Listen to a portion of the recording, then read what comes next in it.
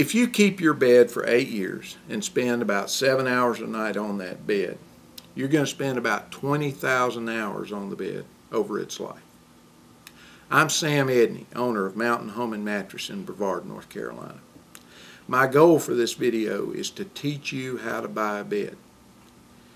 If you've shopped for a bed, you know that it's confusing, it's important, it's expensive, and it's frustrating.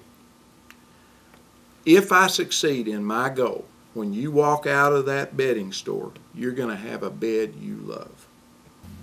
So you've decided to replace the bed that your grandmother gave your parents when they got married and that your parents gave you when you went off to college. How do you go about buying a bed? Well, first of all, you need to make a plan. That involves 2 steps. One is research and the other is setting a budget. The internet is a valuable source of information about beds and how to buy a bed.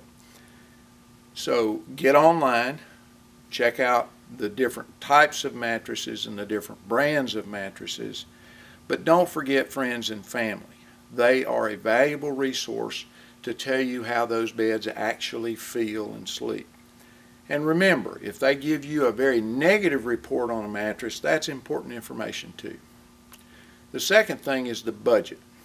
The average couple can buy a decent queen-size bed for $700 to $1,500. Now, what do I mean by decent?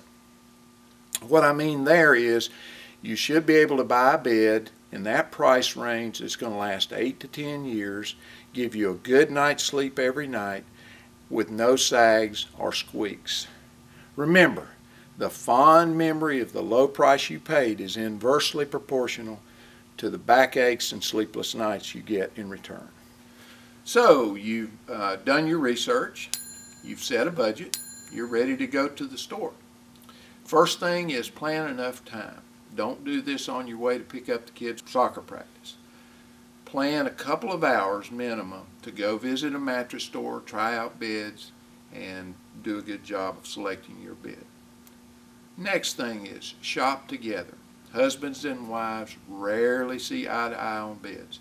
So you want to be there together so you can make a compromise, because it always involves a compromise on the bed you choose. Also, help each other. When you listen to doctors and chiropractors talk about sleep positions and beds and mattresses, they always talk about a neutral spinal position. So you can help each other by, husbands, when your wife is lying in the bed in her sleep position, look at her spine and neck alignment and make sure she's in a neutral spine position so nothing's out of line and muscles are having to work while she sleeps. Third thing, eliminate as many distractions as you can while you're shopping. Leave your pocketbook in the car so you're not constantly worried about where you left it.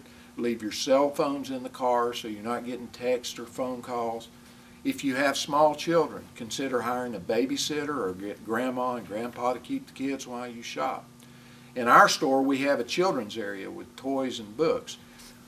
Regardless of that, children are demanding and they're going to find you and interrupt you. So what you're trying to do is focus on the task. Spend time trying to recreate what happens in your bedroom when you go to bed in a mattress store. Another aspect of that is how you dress. Ladies, you don't want to show up in a mini skirt and high heel boots. You want to wear loose fitting clothes that you're going to be comfortable lying around in a public space, and also that facilitate your changing positions on beds, getting up and down and trying out different beds. The most important thing to remember when you go in the mattress store is to lie down.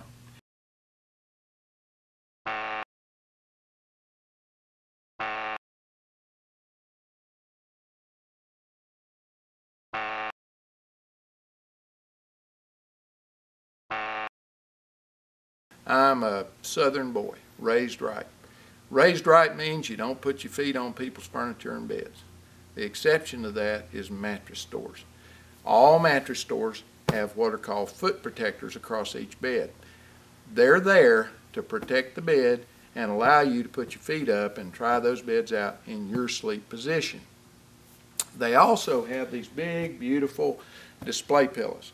But people don't sleep on display pillows. People sleep on regular pillows. So you want to use the foot protector, but you don't want to use the display pillow.